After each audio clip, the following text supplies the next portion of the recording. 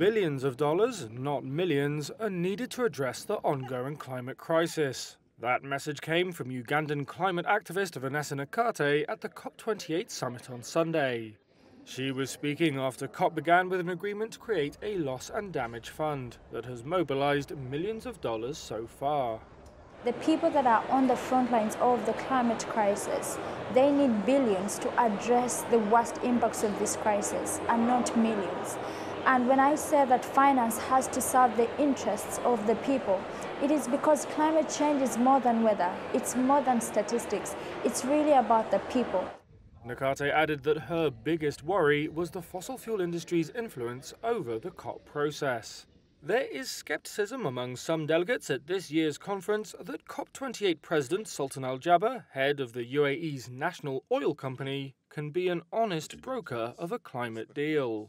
And these are the facts on the ground. Fossil fuel giant ExxonMobil's chief executive is also attending for the first time, in a sign of how oil and gas companies are trying to portray themselves as part of the solution to global warming. Climate advocate and former US Vice President Al Gore said, however, that Darren Woods should not be taken seriously.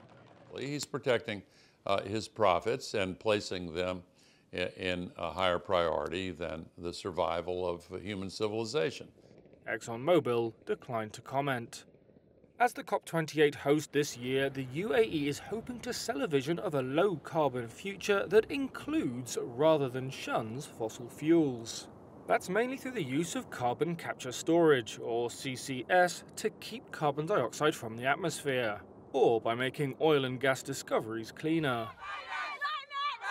In her comments on Sunday, Nakate said experts like the International Energy Agency have said CCS is expensive, risky, and hasn't reached the commercial scale to address the climate crisis. It doesn't address the air pollution that kills more than 5 million people annually as a result of the burning of fossil fuels.